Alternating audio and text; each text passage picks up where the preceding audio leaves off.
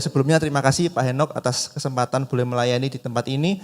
Saya juga mengenal beberapa yang pasti pemain drum kita, kalau nggak salah Dimas ya, betul ya. Dimas itu adalah mantan mahasiswa di Sekolah Teologi Amadeus yang pernah saya ajar gitu ya. Kemudian beberapa ada Samuel Lesmana, itu teman saya pada waktu zaman Kerajaan Majapahit ya. Oh ya, tapi sebelumnya saya perkenalkan diri, nama saya Denny Teguh Sutandio, pelayanan di GKA Gloria Pacar di Surabaya. Ada yang tahu di mana itu?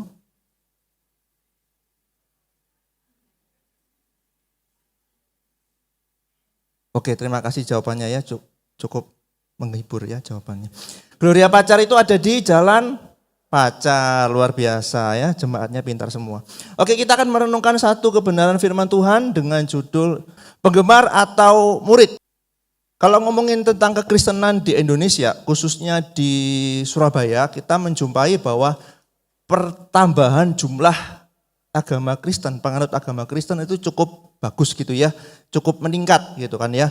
Kalau dibandingkan dengan Eropa, pasti jumlahnya sungguh mengenaskan. Kalau sepupu saya pernah di di Australia, itu sepupu saya pernah cerita ke saya gitu kan ya. Yang ke gereja itu yang sudah tua-tua gitu kan. Yang muda-muda kemana? Nggak tahu kemana, entah clubbing, kemudian tidur dan sebagainya. Tapi kalau di Surabaya kita menjumpai cukup banyak penganut agama Kristen. Contohnya apa? Di gereja misalnya, di sini kan lumayan kan variasinya, ada bapak-bapak, ada yang masih muda, itu kan seperti saya masih 17 tahun gitu kan ya. Wah itu lumayan, itu cukup menggembirakan gitu kan ya, jumlahnya cukup menggembirakan.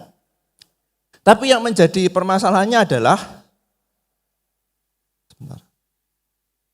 gereja bertumbuh secara kuantitas menurut John Stott dan Charles Colson. Gereja bertumbuh secara kuantitas, tetapi gereja sebenarnya kurang bertumbuh secara kualitas atau kedalaman. Beda ya, kuantitas dengan kualitas. Kuantitas bicara jumlah. Secara jumlah bagus, banyak sekali yang datang gitu kan ya. Dibandingkan dengan Eropa, dibandingkan dengan Australia atau Amerika. Yang ke gereja kebanyakan yang tua-tua, yang muda-muda entah kemana. Tapi di Indonesia, di Surabaya kita menjumpai jumlah yang cukup signifikan. Tapi bagi John Stott dan Charles Colson, gereja pada umumnya itu bertumbuh hanya secara kuantitas. Jumlahnya banyak gitu kan ya. Bahkan sampai meluber kemana-mana, meluber ke jalan gitu kan ya. Penuh sekali parkir gitu ya. Kalau kita ke PTC minggu siang, aduh susah setengah mati kita cari parkir gitu kan ya. Wah ini gerejanya banyak, yang A, yang B, yang di Genteng ada gitu kan. Yang di bawah juga ada gitu ya. Saya nggak perlu sebut namanya gitu kan ya. Wah banyak sekali, ribuan sekali gitu kan ya. Tapi tolong tanya, apakah secara kualitas, secara kedalaman, mereka juga bertumbuh. Yang lebih memprihatinkan adalah Charles Colson juga mengatakan banyak sekali yang masih bayi di dalam Kristus. Jumlah banyak, good, tetapi masalahnya adalah banyak sekali yang jumlahnya banyak itu masih bayi di dalam Kristus. Atau bahasanya adalah penggemar Kristus. Banyak orang Kristen, banyak secara kuantitas, secara jumlah, tapi mereka sebagian besar adalah para penggemar dan bukan murid Kristus. Ada yang pernah dengar penggemar Kristus atau murid Kristus? Ada yang pernah dengar? Oke, kelihatannya baru gitu ya. Mereka adalah para penggemar Kristus, bukan murid Kristus. Lalu apa bedanya? Mari kita membuka Alkitab kita di dalam Yohanes 6. Alkitabnya dibuka saja ya. Kita tidak akan membaca seluruh pasalnya ya. Nanti bisa sampai sore gitu, kita selesai ya. Yohanes 6 ayat 1 sampai 15, itu konteksnya adalah Yesus sedang memberi makan 5.000 orang laki-laki dengan berapa? Coba dibaca Alkitabnya. Jangan ditampilin. Ayo yang membuka Alkitab. Yohanes 6 ayat 1 sampai 15, Yesus sedang memberi makan 5.000 orang laki-laki dengan 5 roti boy dan 2 kopi Starbucks. Berarti kan kebanyakan nongkrong kan. Dengan apa? Gak dengar Bapak Ibu. Saya sambil gerak-gerak ya. Dengan berapa? 5 roti 2 ikan gitu kan ya. Yesus habis memberi makan 5.000 orang laki-laki dengan 5 roti jelai dan 2 ekor ikan paus. Bukan ya. Dengan 2 ekor ikan. Coba bayangkan ya, Yesus adalah tokoh viral. Bener nggak? Coba bayangkan Bapak Ibu ada di dalam konteks pada waktu itu. Yesus sedang memberi makan 5.000 orang dengan 5 ketur roti dan 2 ekor ikan. Bayangkan tuh. Terus sisanya 12 bakul. Untung bukan kita enggak di sana gitu kan ya. Kalau kita di sana kita sudah bawa kresek, bawa rantang, bawa itu kan. Nah, untung kita enggak di sana gitu ya. Pasti sisanya bukan 12 bakul, sisanya enggak ada bakulnya gitu ya. Bakulnya hilang gitu kan ya. Karena kita ada di sana. Yesus memberi makan 5.000 orang dengan 5 roti dan 2 ikan, sisanya 12 bakul. Yesus tokoh viral. Siapa di sini yang pernah tahu toko viral di Surabaya? Nggak ada ya? Di Surabaya nggak pernah menghasilkan toko viral ya? Pak Henok toko viral nggak? Enggak ya. Kalau di GBI Kak Pasari mungkin toko viral ya. Bayangkan kalau kita melihat di TV toko-toko viral gitu kan ya. Kira-kira apa yang dilakukan apa yang menjadi respon terhadap toko viral itu? Wih, ada satu K-pop gitu kan ya, Korea pop seperti saya, enggak boleh protes. Artis Korea pop datang gitu kan ya ke Surabaya gitu kan. Wah, langsung tepuk tangan gitu kan ya. Kemudian dengan yel-yel dan sebagainya. Bawa posternya, kalau perlu posternya kita tempel di dinding gitu kan dan di kamar mandi, nakutin kecoa gitu kan ya. Wah, toko viral luar biasa, banyak yang datang, banyak yang luar biasa senang. Nah, yang sama, Yesus toko viral pada waktu itu ada 2 respon terhadap toko viral, terhadap Yesus itu sendiri. Yang pertama adalah mereka adalah penggemar Yesus. Kalau saya mengutip dari kamus Oxford dan Merriam-Webster, biar kelihatan agak pintar sedikit gitu. Orang yang sangat antusias, jadi penggemar adalah orang yang sangat antusias dalam mengagumi seseorang atau sesuatu, atau sangat menikmati, menonton atau mendengarkan seseorang atau sesuatu. Ngefans, penggemar, fans sepak bola, fans apa gitu kan ya. Biasanya mereka sangat antusias, gila-gilaan gitu kan ya, dalam mengagumi seseorang dan menikmati. Kalau fansnya dia, misalnya fans sepak bola, misalnya Persebaya, kok rasanya nggak enak ya fansnya Persebaya gitu ya. Anggaplah fans Persebaya duduk di situ, wah senang luar biasa ketika pemain sepak bola pada waktu itu sedang menggolkan gol gitu kan ya. Wah, mencetak nilai 1 Persebaya lawan apa gitu kan ya. Wah, kita langsung senang luar biasa. Weh, luar biasa, hebat, akhirnya menang 1 gitu kan ya. Tapi kalau pemain sepak bolanya tidak menggolkan, kebobolan, kita langsung sedih. Itu kan fans toh, itu penggemar kan. Nah, hal yang sama juga kita pelajari dalam konteks kita di dalam Yohanes pasalnya yang ke-6.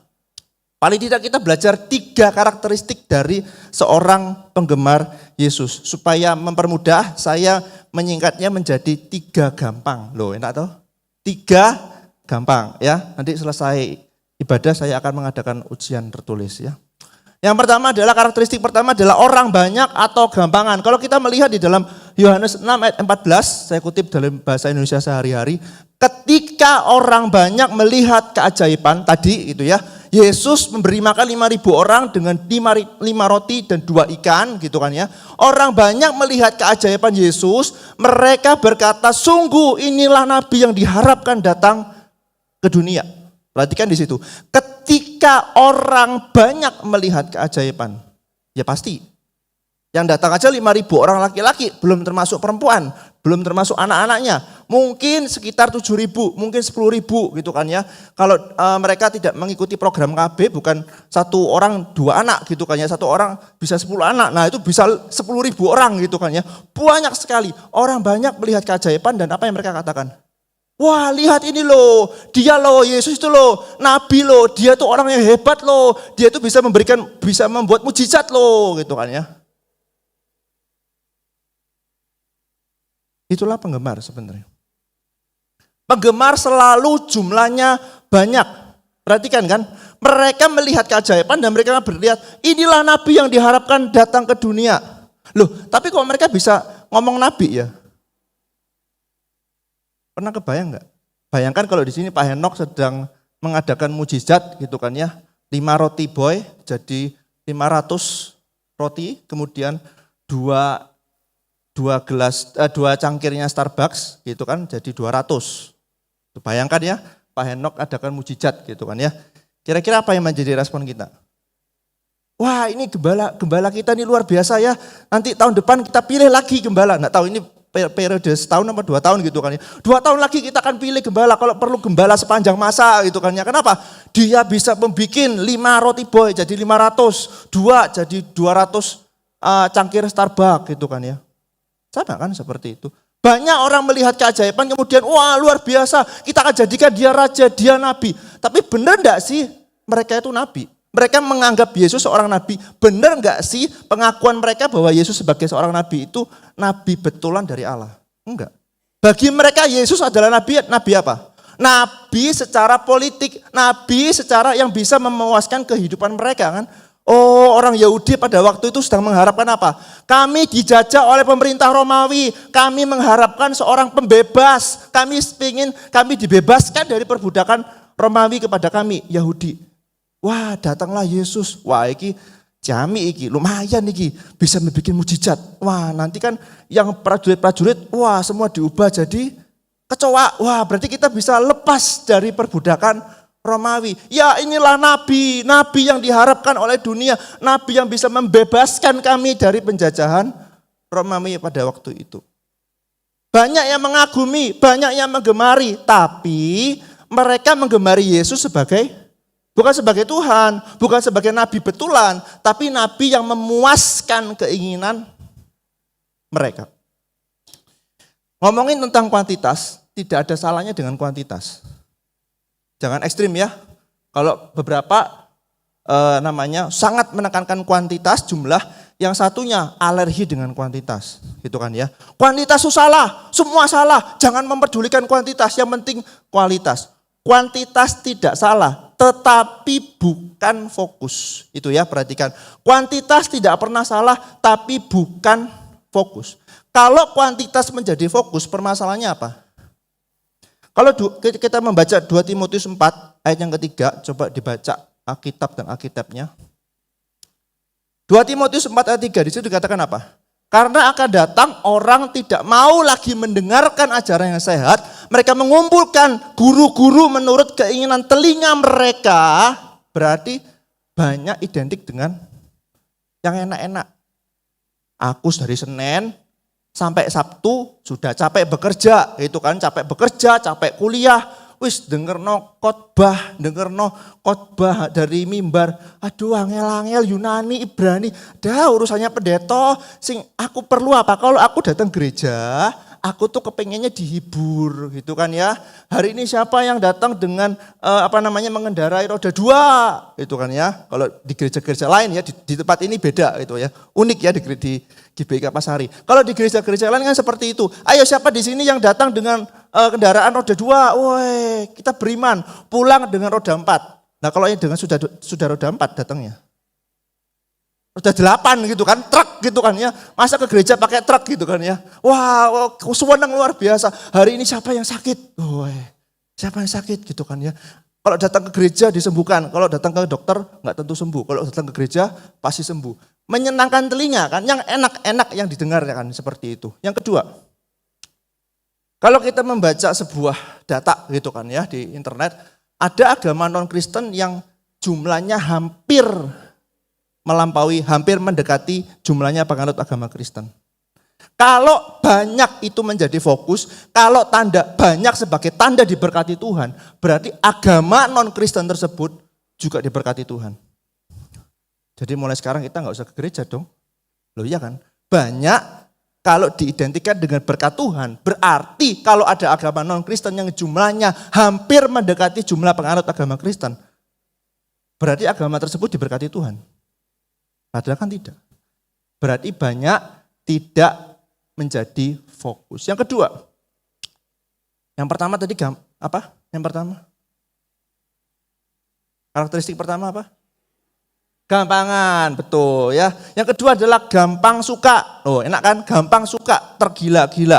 Kalau kita kembali ke definisi penggemar tadi, gitu kan ya.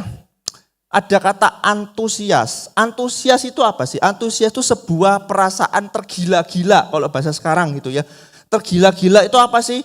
Antusias. Kok rasanya bolak-balik ya? Antusias itu tergila-gila. Bahasa Inggrisnya infatuation. Infatuation itu apa? Bapak Ibu pernah jadi muda kan ya di sini? kalau pernah muda, pernah pacaran. Benar? Pernah pacaran enggak sih Bapak Ibu? Enggak pernah? Alim sekali ya, kerjaannya berdoa, membaca Alkitab dan merenungkannya siang dan malam. Pernah pacaran kan? Kalau zaman dulu orang tergila-gila sama, kalau yang cowok-cowok ya, bapak-bapak, kalau tergila-gila sama cewek, apa yang dilakukan? Terima kasih jawabannya. Pernah tergila-gila enggak sih Bapak Ibu? Oh enggak ya, langsung gitu ya, ketemu calon istri langsung, maukah kamu menikah dengan aku? Ditabok gitu kan ya. Pernah enggak tergila-gila? Biasanya apa tergila-gila? Kita akan ngomong sama teman kita gitu kan. Tahu enggak si Jenny itu loh, di sini enggak ada yang nama Jenny ya. Itu loh Jenny itu loh. Cantik sekali, dia tuh bintang kelas ya, bukan binatang kelas ya. Bintang kelas gitu kan ya. Dikejar cowok-cowok gitu kan ya. Wah, luar biasa, sudah pinter, cantik, baik, rendah hati, kemudian suka menabung, hemat dan sebagainya. Wah, itu loh, aku suka sama dia. Kita ngomong sama dia, ngomong sama teman kita kan. Tahu enggak si Jenny itu? Wah, luar biasa gitu kan ya. Terus kita ngapain? Mikirin dia gitu kan, waktu makan, mikirin dia, pada waktu tidur, mikirin dia, terus lupa bangun kesiangan, mau kerja, kerjanya jam 8, dia baru bangun jam 10 gitu kan ya. Tergila-gila kan, enggak bisa mikir yang waras gitu kan, itu namanya tergila-gila. Dan tergila-gila biasanya identik dengan apa? Tidak masuk akal dan singkat. Orang tergila-gila itu masa selama-lamanya sih?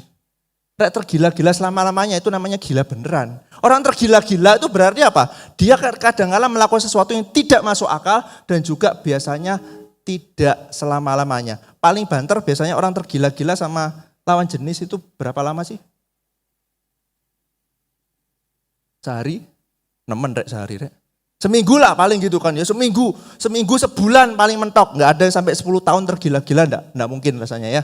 Sehari, seminggu, sebulan, itu namanya orang tergila-gila. Nah sama, kalau kita melihat konteks di dalam Yohanes 6, setelah Yesus mengadakan mujizat, nah enggak mungkin kan Yesus bikin kemah di situ, nginep kan enggak mungkin kan. Yesus pasti berjalan, pasti meninggalkan tempat itu. Dan perhatikan, orang banyak yang tadi tergila-gila sama Yesus, wah Yesus Nabi, Yesus itu yang bisa membuat mujizat loh. Ayo, apa yang dilakukan oleh mereka? Yohanes 6 ayat 24-25. Mereka menggunakan perahu untuk menyusul mau ketemu Yesus loh, luar biasa loh ya. Bukan cuma sekedar, Yesus kamu hebat ya, kamu Nabi ya, kamu bisa menyembuhkan, bisa mengadakan mujizat ya, enggak. Tapi mereka bela-belain, naik perahu menyusul mau ketemu Yesus. Yesus tidak ada di tempat, Yesus lagi keluar dari tempat itu. Rela bikin usaha untuk menyusul ketemu Yesus. Dan perhatikan apa yang dikatakan oleh Yesus di ayat yang ke-26. Apakah Yesus suka? Enggak. Sesungguhnya aku berkata kepadamu, kamu mencari aku bukan karena kamu telah melihat tanda, tapi karena kamu telah makan roti itu dan kenyang. Kamu dapat mujizat, iya. Tapi setelah kamu dapat mujizat, kamu tidak mau percaya kepadaku. Karena mujizat Yesus sebenarnya menunjuk kepada dia adalah Allah. Dia adalah Mesias yang dijanjikan oleh Allah. Enggak, kamu tidak percaya kepadaku setelah kamu dapat mujizat. Yang kamu lakukan adalah, kamu sudah kenyang dan kamu kepingin kenyang lagi. Gitu kan ya. Kalau itu ditujukan kepada orang Indonesia, Yesus bilangnya beda lagi gitu kan ya. Kamu telah makan roti dan kenyang dan kamu bawa kresek dan bawa rantang supaya kamu tambah kenyang dan tidak perlu makan selama seminggu gitu kan ya. Itu kalau ngomongnya sama orang Indonesia itu kan ya. Tapi Yesus sudah bilang, kamu tuh cari aku bukan karena kamu percaya, tapi karena kamu kepingin kenyang. Di Yohanes 2 ayat 24 di konteks yang sama, apa yang dikatakan oleh Yesus? Ketika orang banyak sedang mencari Yesus, apakah Yesus percaya? Wah, aku senang. Terima kasih ya, kalian semua sudah cari aku. Wah, jarang loh ada yang cari aku. Para pemuka agama, ahli-ahli Taurat itu loh. Gak ada yang nyari aku. Aku merasa tersendiri. Aku merasa lonely. Aku merasa enggak. Ketika orang banyak datang mencari Yesus, apa yang dikatakan oleh Yesus? Yesus tidak mempercayakan dirinya kepada mereka. Karena ia mengenal semua manusia. Banyak penggemarnya iya, tapi Yesus bilang, oh terima kasih ya, kamu hebat ya, kamu bisa percaya sama aku loh ya. Oh terima kasih loh ya, kamu sudah hebat, sudah melayani aku. Enggak. Yesus tidak mempercayakan diri kepada mereka. Karena dia tahu, ia mengenal semua manusia. Seorang psikolog keluarga dan pasangan namanya Dr. Douglas Yeli gitu kan ya. Memberikan penjelasan bahwa orang yang tergila-gila itu biasanya mengakibatkan seseorang yang digila itu sebagai orang yang sempurna. Benar nggak sih Bapak Ibu? Yang tadi saya sudah sebutkan, bapak-bapak yang naksir satu cewek gitu kan ya. Bukan hanya cerita, kamu tahu nggak si Jenny? Tapi biasanya orang yang tergila-gila itu, bapak itu tadi gitu kan ya, mengidolakan si Jenny, bintang kelas, sebagai pribadi yang sempurna kan. Sudah cantik, baik, pinter, rohani, terus apa lagi? Rajin menabung, hemat, kaya gitu kan ya. Terus pelajaran pendidikan Pancasila dan kewarganegaraan gitu kan ya. Sungguh sempurna. Kalau pacaran sama dia kita sudah berandai-andai. Kalau aku pacaran sama Jenny, wah rasanya semua itu pada ngekos semua. Hidup itu di dunia cuma ada saya dan Jenny, saya dan Jenny. Yang lainnya pada ngekos semua gitu kan ya. Hidup itu cuma 2 orang. Kalau ke kafe, dari buka kafe sampai kita diusir dari kafe itu. Karena apa? Karena dunia milik kita berdua. Orang yang menggilai sesuatu, menggilai seseorang, dia akan menganggap orang yang digilai itu sebagai sosok yang sempurna. Tolong tanya di dalam kekristenan juga ada model yang seperti ini enggak? Ada bukan? Kalau dia menggilai seorang pendeta, seorang pastor gitu kan ya, apa yang dilakukan oleh orang ini? Dia akan menganggap pastor itu orang yang sempurna, sudah ganteng. Saya ingat waktu dulu saya kuliah gitu kan ya, kuliah S1 di UK Petra. Saya punya teman sekelas gitu kan ya dari sebuah gereja, gak perlu disebutkan namanya, yang pendetanya ganteng kayak saya gitu kan ya. Kemudian dia itu cerita sama saya, teman saya ini perempuan gitu ya, dia cerita sama saya. Enak ya kalau aku punya pacar kayak Kotit gitu kan ya. Sudah ganteng, rohani, baik gitu kan. Sempurna sekali keluarganya, itu kan tergila-gila. Bahkan jemaatnya kepengen punya pacar kayak pendetanya. Ganteng, rohani, baik. Wah luar biasa, tinggi sekali gitu kan ya. Itu namanya orang tergila-gila. Bahkan orang yang tergila-gila sampai pada tahap siapapun yang berani mengutak-ngutik pendetanya yang bikin dia tergila-gila. Apa yang dia lakukan? Dia akan marah. Pernah menjumpai orang seperti itu? Kalau dia lagi berdiskusi dengan orang Kristen dari gereja lain, orang ini yang tergila-gila sama pendeta, apa yang dia lakukan? Menurut Kotit, bukan menurut Alkitab loh.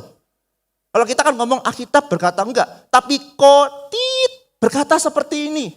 Kemudian argumentasinya dilawan, gitu kan ya. Enggak, Alkitab bilangnya ini. Kamu kok berani sih melawan pendetaku sih? Kotit ini loh, enggak boleh. Ini Kotit itu kan orang yang diurapi Tuhan, orang yang sempurna, orang yang dapat langsung pewahyuan dari Tuhan. Wes gak usah Alkitaban. Pernah menjumpai orang seperti itu? Itu kan sama seperti dikatakan Dokli kan, seorang psikolog loh, ini psikolog loh, bukan teolog loh ya. Psikolog sudah bilang kalau orang yang tergila-gila dia akan melihat orang yang digilai sebagai orang yang sempurna.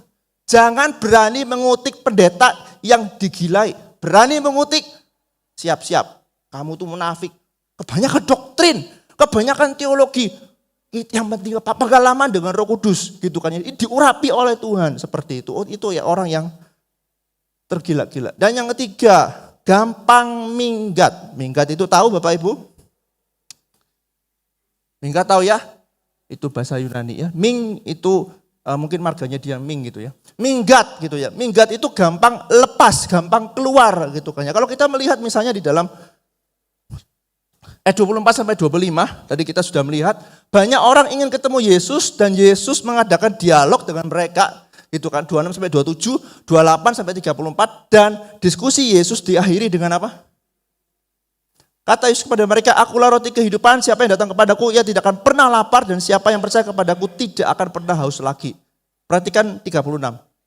Sungguh pun kamu telah melihat aku, kamu tidak percaya. Yesus tahu loh. Banyak orang mengikut dia. Oke, memang sih kalau kamu datang kepadaku, kamu tidak akan lapar lagi. Kamu datang kepadaku, kamu tidak akan haus lagi. Tapi meskipun kalian banyak sudah melihat aku, tapi kamu tidak percaya. Dan benar kan, kalau kita melihat di ayat 41 sampai 42. Orang-orang Yahudi, kalau terjemahan bahasa Indonesia sehari-hari, mereka mulai ngomel terhadap Yesus. Yesus iki sapa sih? Iki lho tanggone Pak Joko ini lho. Aku kenal ket biyen, ket dari zamannya kecil sih bocah main kelereng lho, kenal aku tahu aku siapa Yesus. Itu loh kalau bahasa Surabayanya. Orang Yahudi tahu Yesus itu siapa sih? Dia itu loh anaknya RT 4 itu loh, sing biasanya garai anakku itu loh. Itu loh Yesus itu loh, kenal aku, bapak ibunya aku kenal gitu kan ya. Ya enggak mungkin lah dia ngomong turun dari surga. Wah aku kenal bapak mamanya kok. Mamanya juga melahirkan kan sama seperti kita kan dilahirkan juga oleh seorang ibu kan. Habis ngomel apa yang dilakukan? 66. Mulai saat itu banyak pengikutnya meninggalkan dia dan tidak mau mengikutinya. Lihat ya. Banyak orang bilang kamu adalah nabi, kamu adalah Mesias. Begitu Yesus ngomong sesuatu yang keras kepada mereka. Kalau kamu tidak makan dagingku dan minum darahku, kamu tidak akan selamat. Apa yang dilakukan oleh murid-murid Yesus? Ngomong apa sih wong iki? Bocah. Ngomong apa sih? Anak ngiungusan iki, anak etonggo iki lho. Aku gak percaya lah, aku gak percaya gitu kan ya. Akhirnya mereka tidak mau mengikut dia. Penggemar Yesus adalah orang yang suka dengan mujizat. Suka dengan hal yang spektakuler, itu bagus. Bukan berarti saya anti mujizat, saya anti hal spektakuler, bukan. Tapi mereka adalah orang yang tergila-gila dengan mujizat, tergila-gila dengan spektakuler. Tetapi mereka sebenarnya tidak sungguh-sungguh mengikut dia. Kenapa? Karena mereka tidak mau berkomitmen. Berkomitmen itu apa Bapak Ibu? Berkomitmen itu apa? Yang sudah menikah, biasanya kalau di altar bilangnya, saya akan setia kepadamu, tidak akan meninggalkan kamu, baik dalam suka maupun duka. Tapi kamu penyakitan, aku tak pikir-pikir sih, yo penyakitmu ganas, ya aku medeni lah, yo apa gak ono sing nemeni aku, enggak kan? Biasanya apa? Baik suka maupun duka, sakit atau sehat, tua atau muda, gitu kan? Terus bahkan sampai memaut memisahkan kita, itu namanya komitmen kan? Setia, ada ikatan, suami istri itu ada ikatan. Nah sama, ketika kita percaya Yesus sebenarnya kita juga punya komitmen. Para penggemar Yesus meninggalkan Yesus karena apa? Mereka tidak mau terikat sama Yesus. Mereka tidak mau komitmen. Kenapa coba? Bayangkan kita jadi orang Yahudi ya. Di sekeliling kita itu percaya bahwa Allah itu cuma satu. Ketika Yesus datang, dia mengikrarkan diri secara tidak langsung bahwa dia adalah Allah. Coba bayangkan. Kita jadi orang Yahudi berada di dalam konteks kepercayaan bahwa hanya ada satu Allah dan tidak ada manusia yang berani menyebut dirinya Allah. Terus datanglah Yesus mengikrarkan dirinya secara tidak langsung sebagai Allah. Kira-kira gimana reaksi kita? Kalau kita mau komitmen sama dia, ikut dia, menyembah dia sebagai Tuhan, sebagai Allah, apa resikonya coba? Kita pasti diapakan sih? Dijauhi bukan?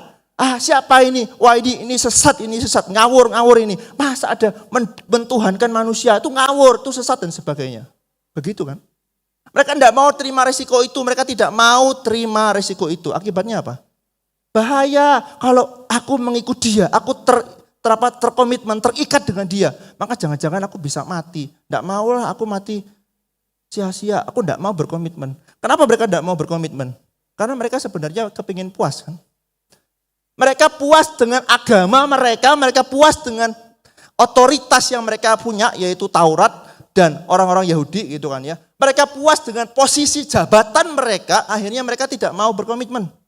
Kalau aku berkomitmen berarti aku harus rela meninggalkan agama Yahudiku, aku harus rela meninggalkan otoritas agama Yahudiku yaitu Taurat dan sebagainya.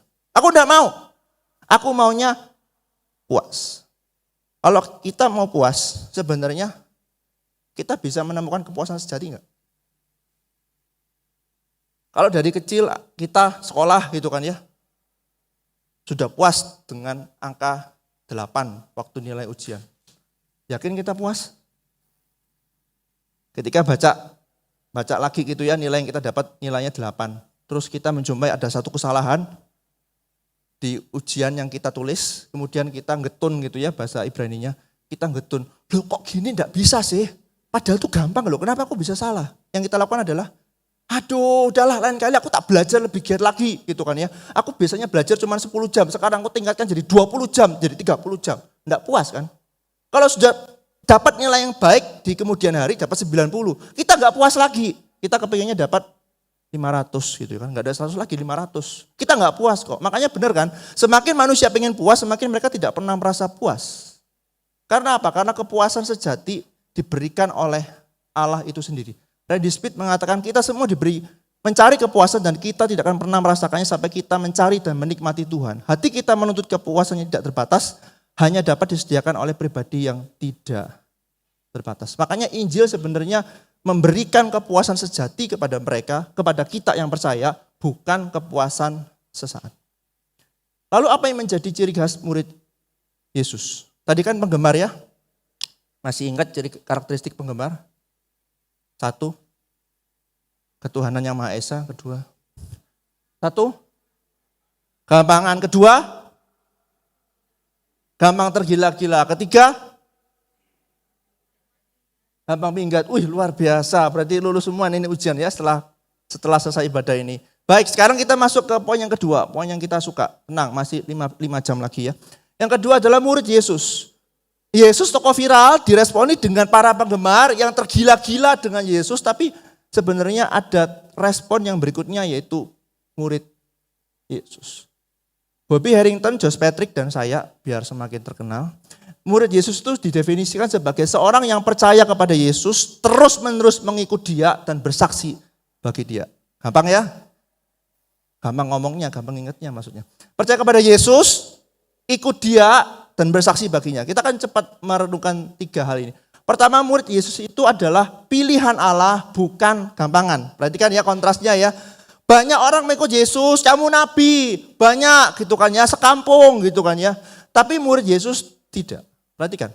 Yohanes 6 ayat 36, tadi kan Yesus bilang, kamu tuh ya sudah tahu aku, kamu sudah melihat aku, kamu sudah melihat banyak mujizat yang aku kerjakan. Tapi kamu tidak percaya dan akibatnya kamu meninggalkan aku kan. Perhatikan ayat 37. Semua yang diberikan Bapa kepadaku akan datang kepadaku. Saya tanya, semua di ayat 37 itu mengacu kepada apa ya? Ayat 37 ada kata semua. Artinya apa ya? Yang bisa jawab dikasih sepeda sama Pak Henok. Jarang-jarang kan dikasih sepeda gitu kan ya sama Pak Henok. Enggak tahu, mungkin Pak Henok sering ngasih sepeda gitu. Yang bisa jawab bisa dikasih sepeda sama Pak Henok ya. Tapi jangan lupa bayarnya ke bendahara. Semua itu artinya apa di ayat 37? Semua orang tanpa terkecuali? Apa arti semua? Halo? Terima kasih jawabannya. Semua orang, apakah semua orang tanpa terkecuali enggak? Semua orang di dunia ini yang diberikan Bapa kepadaku akan datang kepadaku. Benar semua orang tanpa terkecuali? Kalau benar semua itu merujuk kepada semua orang tanpa terkecuali, maka itu sedang melawan ayat sebelumnya kan? Karena ada orang yang tidak percaya kepada Kristus. Simpel toh? Berarti semua di situ bukan berarti semua orang tanpa terkecuali, tetapi semua orang tanpa pemisahan. Apa bedanya? Semua orang tanpa terkecuali berarti tidak ada satu orang pun kan.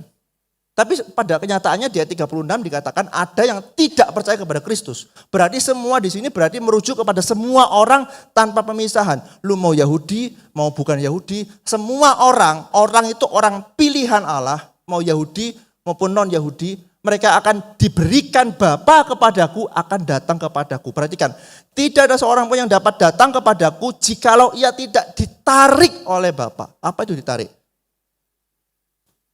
Saya menarik Bapak ini, gitu kan? Bapak siapa Pak? Imam, Bapak. Imam, oke. Saya menarik Bapak Imam. Seringkali yang kita pikirkan menarik itu apa?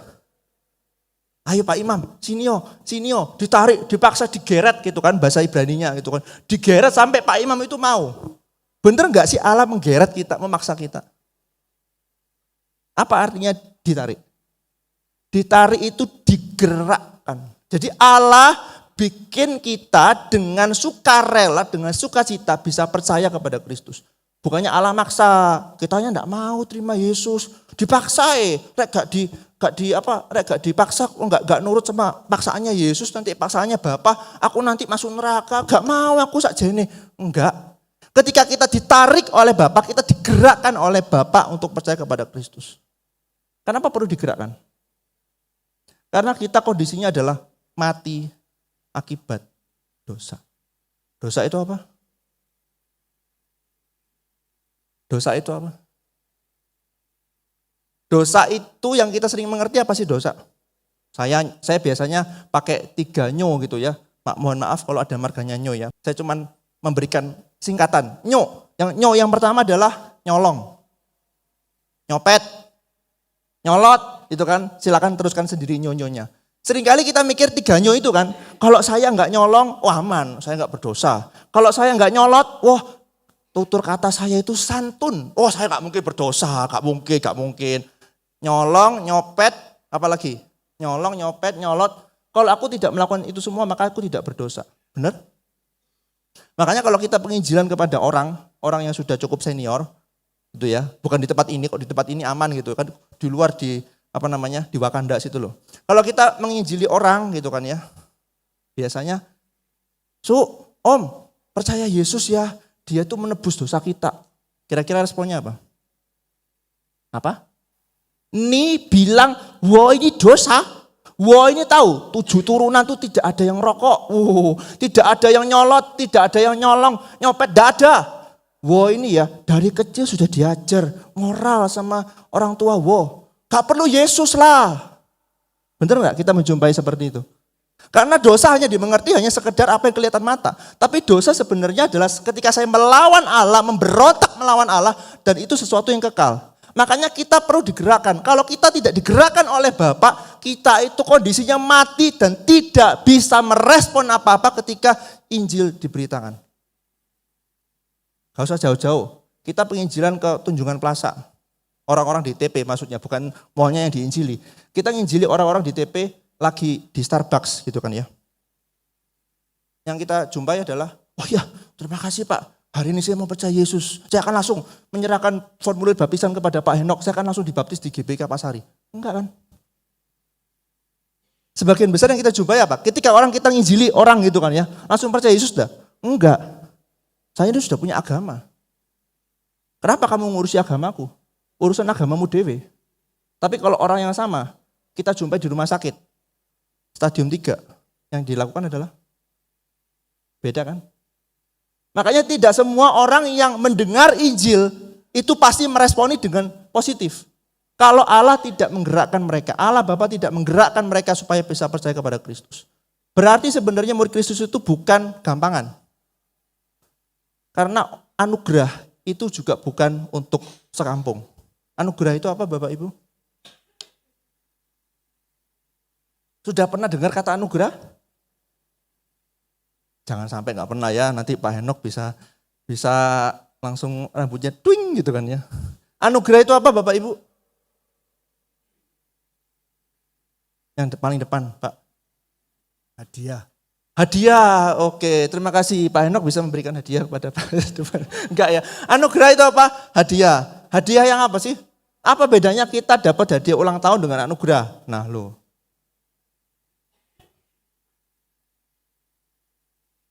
Beda Pak, yang satu anugerah dikasih Allah, yang satu dikasih sama Pak Henok gitu kan.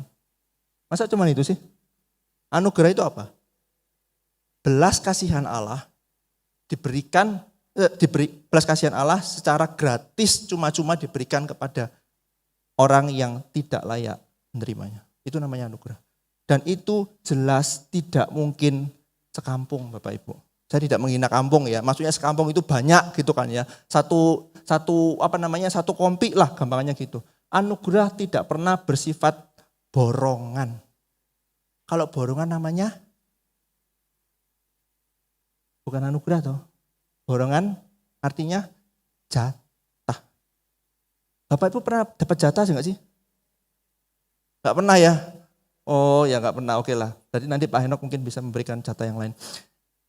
Kalau orang banyak, itu biasanya jatah. Kalau anugerah itu biasanya sedikit. Tapi jangan dibalik ya, jangan sembarangan. Yang penting itu apa? Yang penting itu sedikit. Karena apa? Tadi Pak Denny bilang yang penting sedikit, berarti yang penting itu kualitas. Yang penting itu adalah sedikitnya. Bukan masalah sedikitnya, tapi masalah kontennya, masalah isinya. Percuma sedikit kalau nggak ada isinya, ya toh?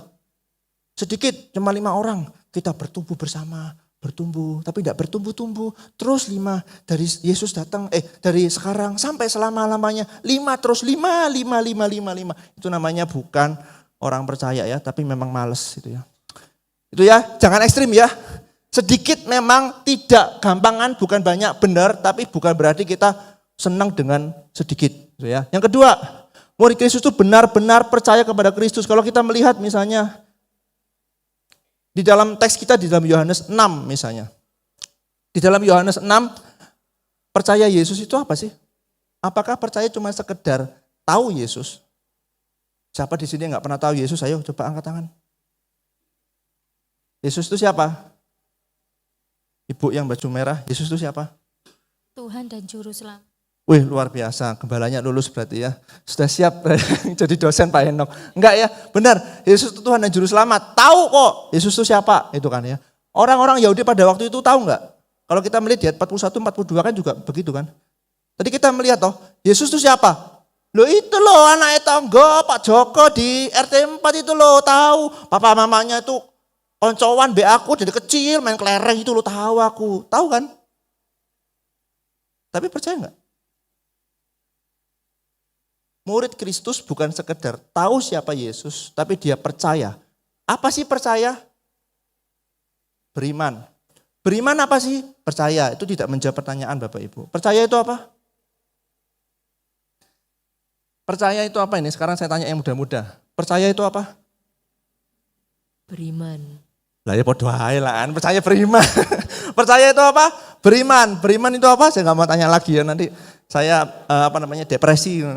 Saya pulang meninggalkan tempat ini, enggak ya. Percaya itu apa sih? Saya mengutip dari Jerry Bridge, percaya itu sebenarnya kita meninggalkan setiap kepercayaan kepada perbuatan baik kita. Dalam bentuk apapun, kemudian kita harus bersandar sepenuhnya kepada kebenaran Kristus yang sempurna. Susah enggak? Kenapa tadi dikatakan kalau kita bisa percaya Yesus, Bapa harus menggerakkan kita supaya bisa percaya. Kenapa? Karena percaya sebenarnya adalah meninggalkan kepercayaan kepada perbuatan baik kita. Dari kecil kita diajar apa sih? Bukan berarti salah loh ya. Dari kecil kita diajar apa coba? Berbuat baik. Ya benar sih, ya jangan sampai setelah ini kemudian Pak Denny mengatakan kita harus meninggalkan perbuatan baik kita. Mulai sekarang kita langsung tawuran, itu tukang parkir kita gebukin. Enggak loh ya. Tapi dari kecil kita diajar apa? Harus berbuat baik, itu baik. Tapi akibatnya apa? Kita menganggap perbuatan baik kita itu menyenangkan Tuhan, enggak? Kalau kita punya toko gitu ya, buka toko.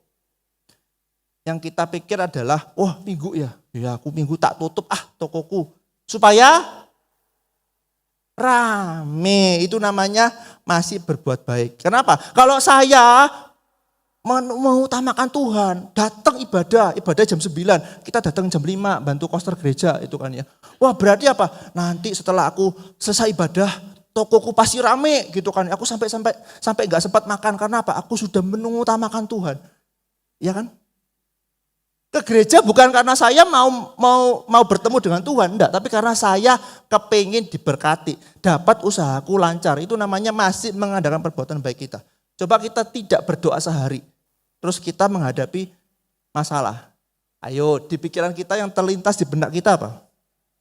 Jangan-jangan karena aku tidak berdoa kan? Coba kalau aku berdoa masalahku cespleng, gak ada masalah, aku bisa melewati semua masalah. Ketika aku tidak berdoa, aku jadi punya masalah. Kita masih mengadakan perbuatan baik kan?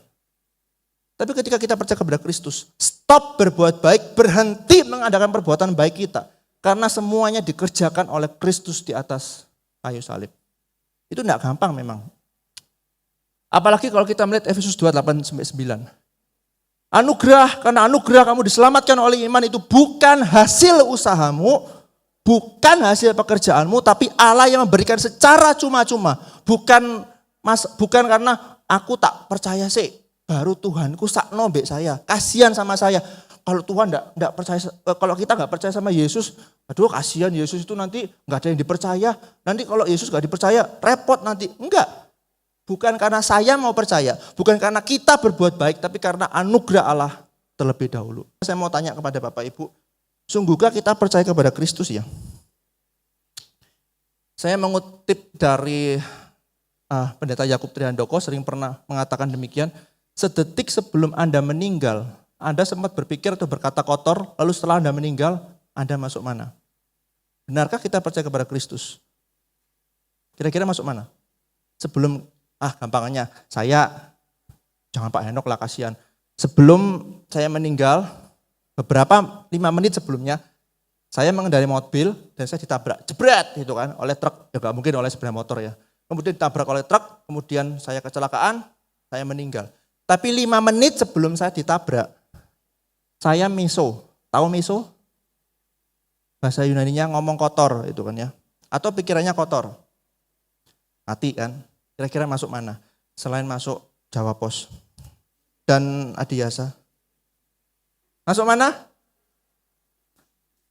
Masuk mana Bapak Ibu? Ya terjadi perpecahan di gereja Tuhan ya. Gua terima kasih. Masuk mana? Kok bisa masuk surga Bu? Oh padahal berkata kotor loh. Meso. Kok berkata kotor. Berkata kotor. Pikirannya kotor loh saya. Kok masuk surga Bu?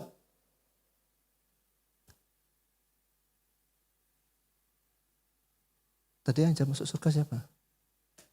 Diam semua, pura-pura gak tahu gitu kan ya. Kenapa kok masuk surga? Tanyakan Pak Henok gitu ya. Kenapa masuk surga? Coba ayo, kenapa masuk surga? Karena gak masuk neraka, itu bukan jawaban Bapak Ibu. Masuk surga kenapa? Karena keselamatan kita bisa masuk surga karena siapa? Karena Yesus kan. Bukan berarti mulai hari ini kita gak usah berbuat baik, enggak loh ya. Tapi ketika kita percaya kepada Kristus, sungguh-sungguh 100% Kristus yang mati bagi kita. Maka kita bisa berbuat baik. Iya, kita harus berbuat baik. Iya, tapi terus terang, kita tuh lebih banyak berbuat baik atau berbuat jahat sih? Berbuat jahat toh. Makanya kita nggak sempurna. Makanya ketika kita nanti ditabrak, bukan kita ya, saya ditabrak nanti, 5 menit sebelum saya ditabrak, saya sempat meso atau pikiran kotor, meskipun saya mati, saya tetap masuk surga. Karena bukan saya yang berbuat baik. Lah wong saya masih mikiran kotor kok. Saya masih meso kok. Saya masih berkata kotor kok. Kalau saya diselamatkan karena saya berbuat baik, maka jelas saya ditabrak, mati masuk neraka kan. Kalau saya tidak berbuat baik karena diselamatkan, saya diselamatkan bukan karena berbuat baik, maka ketika saya ditabrak dalam kondisi saya tetap berdosa, maka saya tetap percaya kepada Kristus. Bukan hanya percaya Yesus tapi juga mengikut Dia. 66-67. Mulai saat itu banyak pengikutnya meninggalkan Dia dan tidak mau mengikutinya lagi. Tapi Yesus berkata apa? Kepada 12 muridnya, kamu tidak mau ninggalin aku sih Santa? Itu kan kalau bahasa Surabaya ya. Ngerti ya konteksnya? Orang banyak, pertama, wah Yesus Nabi Mesias. Kemudian Yesus ngomong kasar, ngomong keras, bukan kasar.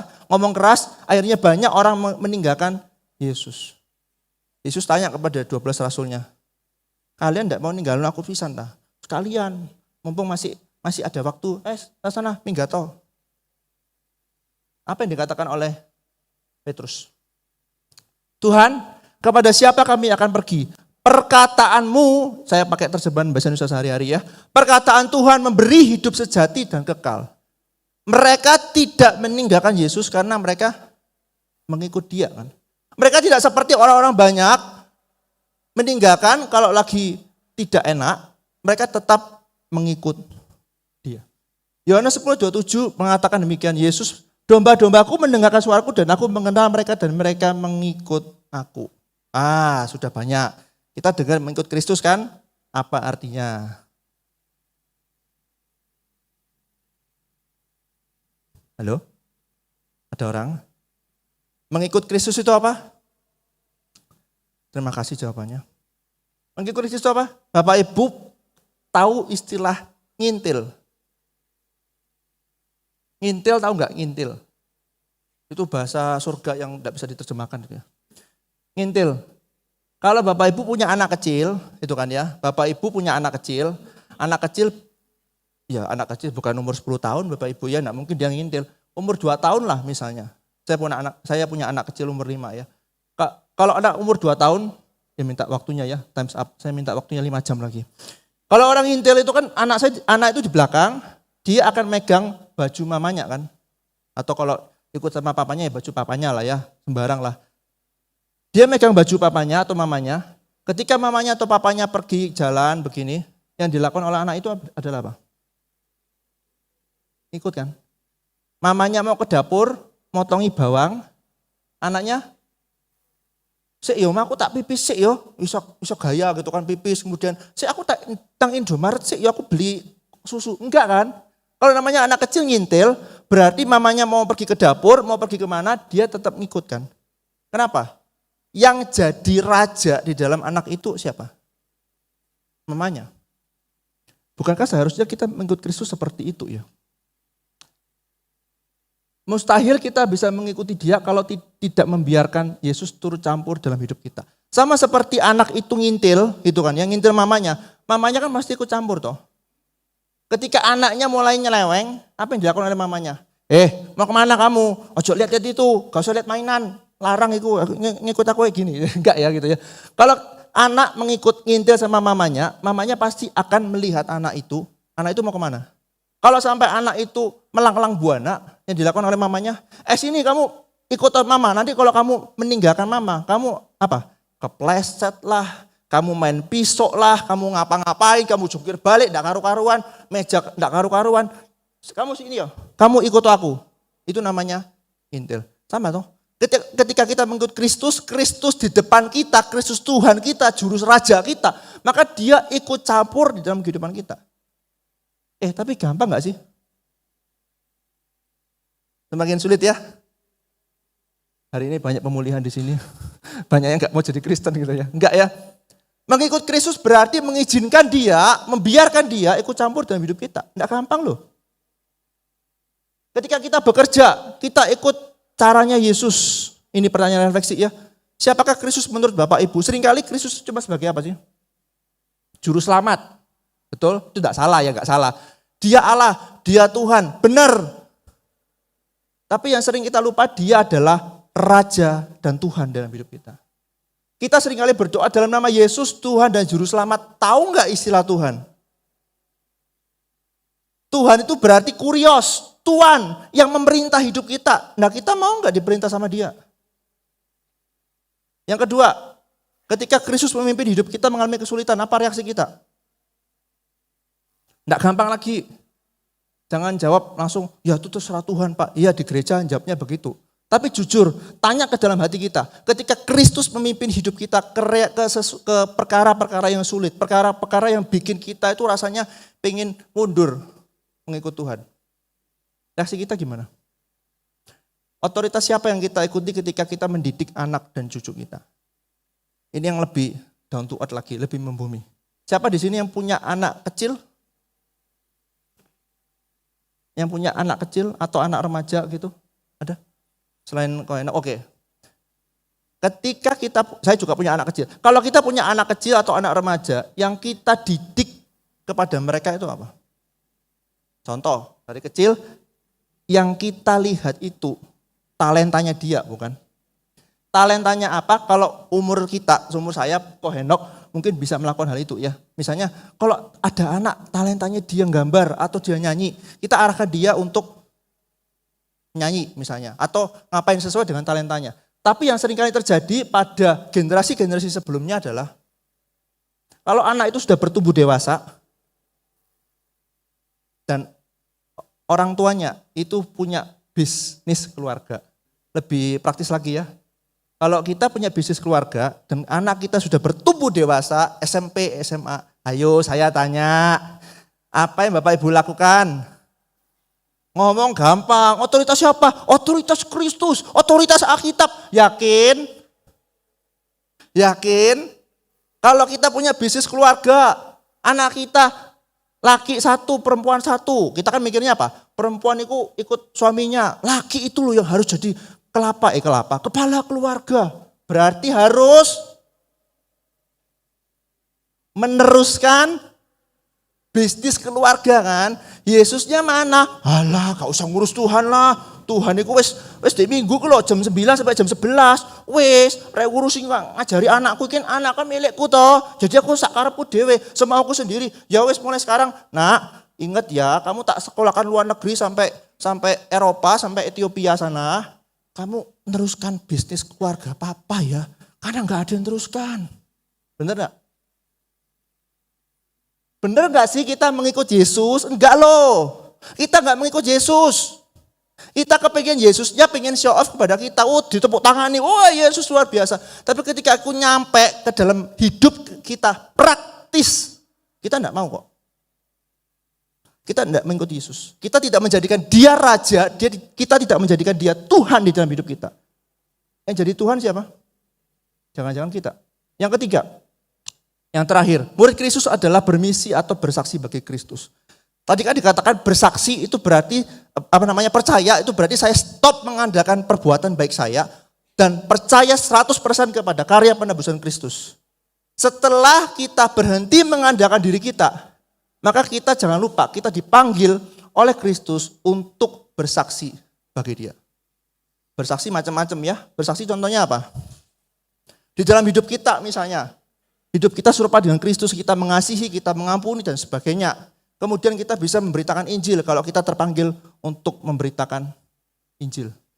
Yang terpenting adalah kalau David Platt bilang, kalau kita sudah percaya kepada Kristus, iman kita kepada Kristus yang menyelamatkan kita dari segala dosa mencakup terjadinya transformasi internal hati, menghasilkan implikasi eksternal. Kalau dalamnya sudah diubah, maka luarnya juga semakin hari semakin berubah. Saya tanya, sudah bersaksi bagi Kristus?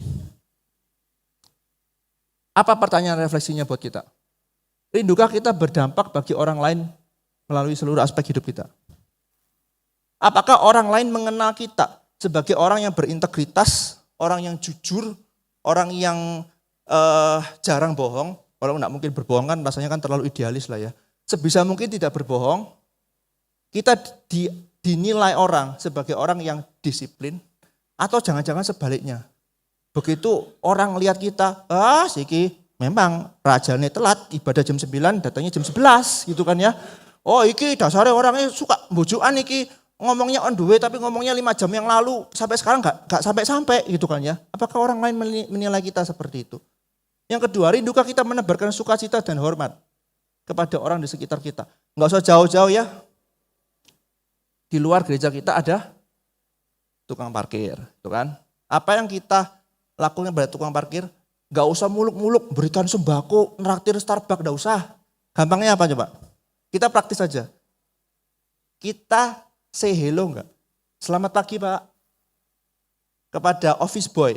Kita berani enggak ngomong itu? Office boy lagi bersihkan toilet di kantor kita atau di toko kita masuk ke situ, kita bilang terima kasih enggak? Kalau misalnya dia lagi ngepel, kita nginjek hasil pel-pelannya dia, kita ngomong sorry enggak? Yang kita lakukan apa? Oh itu kan harus dibayar. Ngapain aku mesti terima kasih? Gak usah, biar naik, biar gereja sing bayar, biar kantor aja yang bayar. Itu enggak? Apakah kita berani berani hormat kepada mereka enggak? Selamat pagi, terima kasih, sorry kalau kita sudah berbuat salah kepada mereka. Yang ketiga, terakhir, dari tadi terakhir Kak Mari-Mari ya. Rindukah kita berbagi Injil kepada mereka yang belum mendengar Injil? Rindu enggak? Orang menginjilan itu enggak perlu dipaksa ya Bapak Ibu. Benar enggak sih? Kalau kita sudah dipenuhi oleh Injil Kristus, dipenuhi oleh kasih Kristus, kita dengan proses, kita akan berbagi. Gampangnya seperti ini. Ini terakhir ya. Ko Henok suka makan apa Ko Henok? Pak Henok? Mie goreng. Nasi goreng. Loh sing bener sih mana ini? Mie goreng apa nasi goreng? Apa nasi mie goreng? Suka semua? Wah luar biasa. Yang paling favorit apa? Nasi goreng. Oke. Favoritnya Pak Henok itu nasi goreng. Dia makan di sebuah kafe yang menurut Pak Henok itu enak setengah mati.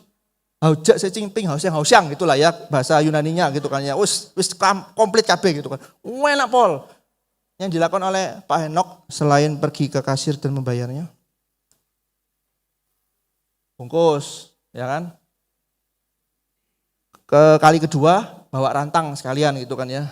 Lek habis, pesan 10 terus masuk sini aja sekalian gitu kan. Selain bungkus sama. Karena Pak Henok kan kelihatannya kan muda kan. Oh masih muda kok, masih muda gitu kan. Yang dilakukan adalah syuting gitu kan. Ngevlog bahasa Ibraninya gitu kan ya. Ngevlog. Syuting dimasukkan ke Instagram, ke TikTok, ke YouTube gitu kan ya. Terus hai guys gitu kan, untuk kayak anak saya itu. Anak saya umur 5 tahun sudah bisa hai guys gitu. Hai guys, jangan lupa follow akun saya gitu kan ya. Karena ini saya sukanya kuliner, ini nasi goreng yang paling enak se-Surabaya gitu kan ya. Benar? Terus yang ketiga apa? Ketemu sama bapak di belakang. Pak siapa namanya Pak?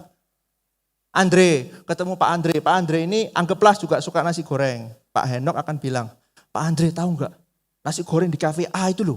Enak setengah mati. Cobaan. Masa terus coba, gak dibayari ta, ngono kan, ini contoh ya. Kenapa kok Pak Henok bisa melakukan hal itu? Pesan bungkus, kedua ngevlog, ketiga kasih tahu Pak Andri. Kenapa? Karena Pak Henok sudah ngalami kan. Dicicipi nasi gorengnya enak. Terus ngasih tahu, Pak Andre, cobaan, itu loh enak, aku udah pernah makan nasi goreng seenak ini. Terus ngevlog, kemudian bungkus. Perlu enggak Pak Henok dipaksa? Ayo Pak Henok, kamu bungkus iki lho, nasi gorengnya enak, padahal Pak Henok belum makan nasi goreng itu. Percuma kan? Apa yang Pak Henok lakukan? Misalnya nih, saya ini tahu Pak Henok belum nyoba nasi goreng itu. Saya maksa, ayo Pak Henok, bungkus nasi gorengnya di kafe itu loh enak. Yang dilakukan oleh Pak Henok apa? Bungkus, tak cicipin dulu, bener gak sih? Tak cicipin dulu maka aku nanti bisa bungkus. Kalau aku tidak mencicipi maka aku tidak mau bungkus, enak bungkus. Ya enak, enggak enak piye gitu kan ya. Sama, kalau saya sudah mencicipi anugerah Kristus, sudah mengalami anugerah Kristus, kasih Kristus, kita diproses untuk memberitakan Injil dengan sukacita. Enggak perlu dipaksa. Siapa di sini yang tidak beritakan Injil? Siap-siap pintu neraka akan dibuka. Enggak usah. Kita sudah mengalami Kristus enggak dalam hidup kita? Kalau kita sudah, maka kita diproses untuk memberitakan Injil. Apa respon kita? Ini bukan untuk menghakimi ya. Lihat kiri kanan. Oh penggemar Kristus iki. Alas, percuma. Nang gereja wis diusir ae, penggemar Kristus kok percuma. Wah di sebelah ini, wah kelihatannya kalau doa itu sambil nangis gitu kan, diperes itu bisa 1 ember tangisannya gitu. Wah ini murid gitu kan. Enggak, penggemar sama murid bukan digunakan untuk menghakimi orang ya, tapi untuk refleksi buat kita. Apakah kita penggemar Yesus atau murid Yesus? Apakah kita mengikut dia asalkan nyaman, ataukah meskipun tidak nyaman? Apakah yang kedua, apakah yang dapat Yesus lakukan untuk saya? Apakah kita berapi-api untuk kepingin supaya